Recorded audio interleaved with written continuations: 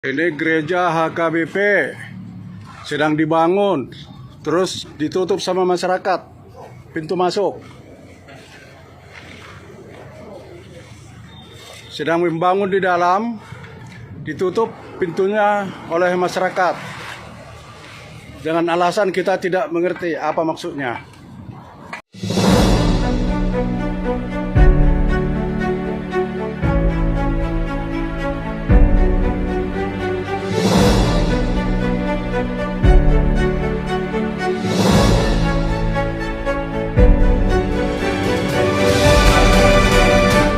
Haleluya, haleluya, shalom alaikum bismillahirrahmanirrahim, salam Aki. Aku kabarkan Injil keselamatan. Bapak Ibu kasih Tuhan, ketemu lagi dengan saya Evangelis Avraham Effendi Usman. Bagaimana kabar Bapak Ibu semua? Tentunya luar biasa. Nah saudaraku, para pencinta channel Injil Habaget, bagaimana tanggapan saudara semua mengenai cuplikan video di awal tadi? Ya, bagaimana tanggapan saudara? Saya tunggu di kolom komentar. Komentarlah dengan sopan santun, dan kita tidak perlu menghina, mencela orang yang merasa dihina, merasa terhina. Ya, kita tidak perlu menghina dan mencela. Kita tunjukkan bahwa kita adalah anak-anak Tuhan. Kita adalah anak-anak terang, dan perilaku kita serta perkataan kita adalah perkataan dan perilaku sebagaimana mestinya anak-anak terang. Tidak boleh cacat dan tercela sedikit pun saudara. Nah Bapak Ibu para pencinta channel Injil Habaget, kadang kita berpikir, apa sih yang diinginkan oleh orang-orang tertentu yang melakukan apa yang tidak semestinya mereka lakukan? Kalau memang ingin menutup sesuatu, ya carilah tempat yang layak ditutup, bukan gereja. Karena sering sekali kita sampaikan bahwa gereja itu tempat di mana orang-orang kudus berkumpul. Tempat di mana orang-orang berkumpul memuji, memuliakan, meninggikan Tuhan, mengagungkan kebesaran Tuhan, membaca firman Tuhan, berbicara tentang kemaslahatan umat. Di situ berbicara mengenai rohani dan jasmani. Jadi, di dalam rumah ibadah itu tidak ada rumah ibadah yang melakukan maksiat. Sabung ayam di situ itu tidak ada. Mabuk-mabukan di situ tidak ada. Yang ada apa? Seperti yang saya sampaikan barusan. Memuji Tuhan, memuliakan Tuhan, meninggikan Tuhan.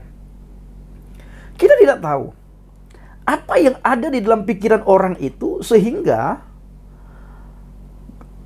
gereja yang lagi dibangun mereka tutup di depannya Bapak Ibu. Material sisa tidak bisa masuk.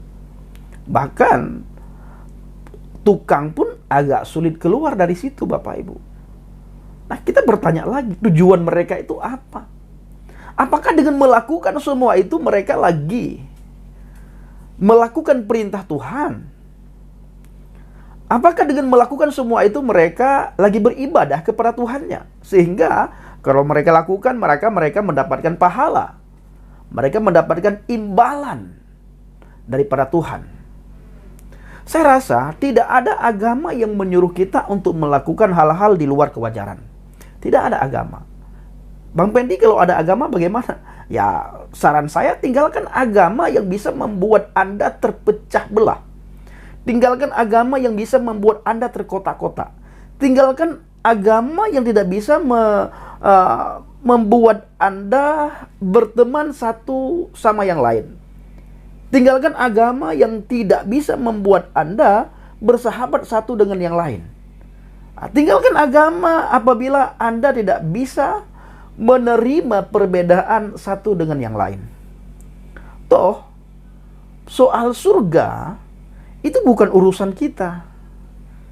Ya, agama tidak akan bisa membawa kita ke surga, agama manapun. Agama Kristen, Bang Pendi, agama Kristen apalagi tidak akan bisa membawa kita ke surga. Makanya tidak ada di dalam Alkitab di mana firman Tuhan berkata, masuklah kamu ke dalam agama Kristen. Tidak ada. Yang ada apa? Ikutlah Adonai Yeshua HaMashiach dan tinggallah kamu di dalam firman. Tinggallah kamu di dalam terang. Nah, kenapa kita harus tinggal di dalam firman dan tinggal di dalam terang? Agar langkah kita berjalan, kita berbicara, itu tidak menyakiti orang lain. Tidak membuat orang lain tersandung dengan melihat tingkah laku kita. Nah, maka saudaraku, kita patut bertanya dengan orang-orang yang semacam itu. Apakah mereka merasa diri paling top, paling hebat, ahli agama, ahli ibadah? Jadi sekali lagi, buku apa yang dipelajari oleh seseorang sehingga pikirannya itu bisa tidak menerima perbedaan. Ya, buku apa yang dipelajari sehingga orang itu tidak bisa menerima perbedaan. Buku apa yang dipelajari dan ajaran apa yang dia anut sehingga orang tidak bisa melihat rumah ibadah orang lain. Apa yang ditakuti dengan rumah ibadah? Apakah dengan hadirnya rumah ibadah nanti banyak orang akan masuk ke rumah ibadah itu dari golongan mereka, Bapak Ibu? Ya, kalau ini terjadi, ya bentengi iman. Ya, bentengi iman masing-masing. Kalau kita membentengi iman kita masing-masing, maka kita tidak akan terusik dengan hadirnya rumah ibadah yang tidak kita imani. Kita tidak akan terusik dengan hadirnya rumah ibadah A, rumah ibadah B, rumah ibadah C. Tidak akan. Kalau alasan tidak ada izin, bukan tidak ada izin, izin tidak dikeluarkan. Sementara di situ banyak sekali ribuan umat, Bapak Ibu, butuh tempat ibadah untuk mereka beribadah. Dan tanah yang dibangun itu bukan tanah milik orang lain, milik satu golongan, milik satu agama. Memang itu tanah milik mereka pribadi. Mereka bangun rumah ibadah. Lalu datang orang yang merasa ahli surga, menyegel tempat yang lagi mereka bangun. Di mana mereka segel? Di depan saudara. Sehingga material tidak bisa masuk lagi, saudaraku. Nah, Alkitab berkata, segala sesuatu yang tidak engkau inginkan orang lain perbuat kepadamu, maka kamu jangan berbuat dan jangan melakukan terhadap orang lain. Artinya apa? Ketika agama kita dan rumah ibadah kita tidak mau diganggu oleh orang lain, maka hal sebaliknya kita juga harus menghormati. Kita jangan melakukan. Coba kita tarik di dalam diri kita. Ya, di mana di mayoritas itu bukan agama kita, tapi agama orang lain. Nah, lalu di tempat itu atau di desa itu, saudara-saudara kita lagi bangun rumah ibadah. Nah, lalu oleh orang yang mayoritas di sana melarang membangun. Bagaimana hati saudara-saudara? Ini saudara-saudara kalian ini ya, ada di daerah jauh sana.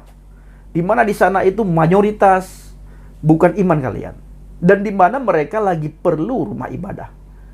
Nah, oleh masyarakat setempat tidak diizinkan. Bagaimana perasaan kalian? Tidak akan diizinkan. Bagaimana perasaan kalian? Nah, ini harus dipikirkan dengan matang. Mereka bukan lagi membangun tempat maksiat, tapi membangun rumah ibadah. Di mana di rumah ibadah itu yang selalu diperuntukkan untuk kemaslahatan umat. Ya, ayo berpikir dewasa dong. Ini sudah tahun 2022 akhir, mau masuk 2023. Masa pikiran kita masih primitif? Pikiran kita masih, aduh.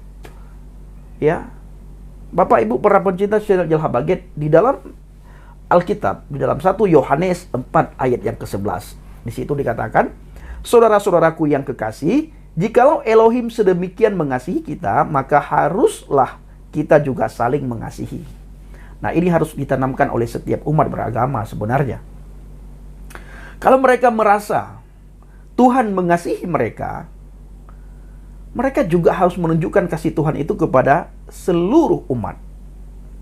Sebagaimana Tuhan mengasihi mereka dan bagaimana juga mereka harus menunjukkan kasih Tuhan itu kepada seluruh umat.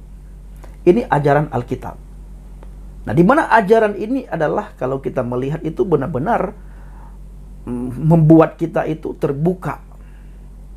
Benar-benar membuat hati dan pikiran kita itu terbuka, saudara. Nah, dan di mana Alkitab menyuruh kita untuk melakukan, bukan untuk menghafal. Maka kita berbahagia dan berbangga tentang Alkitab yang kita imani. tentang iman kita. Kenapa? Karena firman Tuhan yang kita baca itu bisa diterjemahkan ke dalam berbagai bahasa ibu sehingga kita bisa mudah memahami, kita juga bisa mudah mengerti.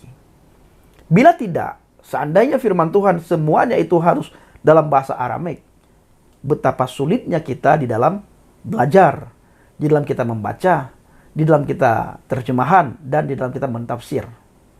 Atau bahasa Ibrani, sangat sulit juga Bapak Ibu. Atau bahasa Yunani, sangat sulit. Tetapi dengan diterjemahkan ke dalam berbagai bahasa ibu, maka kita dengan mudah bisa memahami, kita dengan mudah bisa mengerti. Jadi, dalam 1 Yohanes 4:11, saudara-saudaraku yang kekasih, jikalau Elohim sedemikian mengasihi kita, jikalau Tuhan sedemikian mengasihi kita, maka haruslah juga kita saling mengasihi. Tidak ada alasan bagi kita untuk membenci satu sama yang lain. Kenapa? Kita harus melihat bagaimana kasih Tuhan kepada kita. Masa di dunia ini, kasih Tuhan itu bukan saja diberikan untuk satu golongan, tetapi untuk semua golongan, untuk semua organisasi, untuk semua agama. Bahkan di dalam Alkitab mencatat, matahari dan hujan, termasuk udara, termasuk bumi ini, Tuhan berikan itu bukan saja kepada orang yang soleh, bukan saja kepada orang yang taat, kepada semua orang. Siapapun di dalamnya, baik dia itu pemabuk, ya, narkoba, penzina, melakukan hal yang keji, dunia ini diberikan untuk mereka juga. Itu kasih Tuhan dalam dunia ini. Tetapi keadilan Tuhan, nah nantinya, seperti yang kita lihat tadi di video Bapak Ibu, mereka nanti akan melewati dan mereka nanti akan melihat hal-hal yang mereka lakukan selama di dunia ini ketika nanti mereka berhadapan dengan hakim yang maha adil. Disitulah timbul penyesalan yang luar biasa di dalam hati dan pikiran orang-orang semacam itu. Nah, nanti kita akan tahu apa konsekuensi yang dialami oleh orang-orang semacam itu. Di mana masa di dunia mereka mungkin beribadah kepada Tuhannya, mereka mengharapkan pahala, justru neraka tempat saudaraku. Di situ nanti mereka menyesal, menangis, meraung-raung, meratap. Di situ mereka menyesal seumur hidup, selama-lamanya menyesal Bapak Ibu. Menyesal yang tanpa batas saudaraku. Tidak ada habis-habisnya penyesalan itu. Mereka meratap, menangis tidak habis-habisnya. Mereka minta ampun, mohon maaf kepada orang Kristen, tidak ada habis-habisnya Bapak Ibu. Nantinya ketika di neraka, ya, berpikir itu pahala, bukan azab nanti yang akan diterima Bapak Ibu. Azab kapan? Nanti saudara. Lihat, ya, yang mereka lawan itu bukan kita orang Kristen, tetapi Tuhan yang mereka lawan. Itulah rumah ibadah. Rumah di mana kita memuji, memuliakan, meninggikan Tuhan, mengagungkan kebesaran Tuhan, memuliakan Tuhan. Nah, kita tidak bisa berkumpul dengan gara-gara itu. Kita tidak punya tempat ibadah gara-gara itu. Tapi kita bersyukur, Tuhan yang kita sembah adalah omnipresent. Dimanapun kita berada, kita bisa memuji, memuliakan, meninggikan Tuhan. Firman Tuhan berkata, 2-3 orang berkumpul dalam namaku, maka di situ aku hadir. Mungkin Bapak Ibu ini saatnya bagi kita untuk tidak terlalu lagi memikirkan gedung, tetapi bagaimana kita memikirkan bait Elohim, bait Tuhan itu yang ada di dalam hati kita. Bagaimana hati kita bersihkan, pikiran kita bersihkan, lalu diisi dengan firman-firman Tuhan setiap hari, setiap saat, setiap waktu Bapak Ibu. Dan kita berkumpul dengan saudara seiman kita, dimanapun kita berada kita bisa berkumpul. Kita bisa sharing firman Tuhan, sambil ngopi, sambil makan bakso Bapak Ibu, seperti yang saya lakukan hari-hari ini. Saya pergi, lalu saya calling teman-teman, dan kami berkumpul di warung makan. Kami berkumpul paling sering itu di warung kopi. Kami duduk, kami sharing firman di situ Bapak Ibu. 6 orang, kadang 4 orang, kadang 7 orang. Kami duduk berkumpul di situ. Kami berkata bagaimana kita menjadi berkat di tengah bangsa ini. Di tengah-tengah orang berdosa kita harus menjadi terang, menjadi berkat. Kita harus melakukan penginjilan setiap saat, setiap waktu, setiap hari. Ini yang saya lakukan dengan teman-teman setiap hari Bapak Ibu. Kami saling menguatkan satu sama yang lain. dan saling mensupport satu sama yang lain. Jadi berkat-berkat yang Bapak Ibu berikan, kita bagi dengan teman-teman untuk melakukan pelayanan, melakukan penginjilan. Nah, jadi saudaraku para pencinta Syiar Baget, kemungkinan ini saatnya bagi kita untuk tidak lagi memikirkan hal-hal yang kelihatan fisik, saudara. Mari kita memikirkan hal-hal yang tidak kelihatan. Kita dandani roh kita, jiwa kita dengan firman Tuhan. Bagaimana kita melekat dengan Tuhan, sehingga hal-hal yang tidak pernah kita pikirkan itu bisa terjadi di dalam kehidupan kita, Bapak Ibu. Di saat kita melakukan penginjilan, pelayanan, saudara, itu hal-hal besar akan terjadi ketika kita benar-benar berjalan di dalam Tuhan. Saya sering sekali alami dengan teman-teman.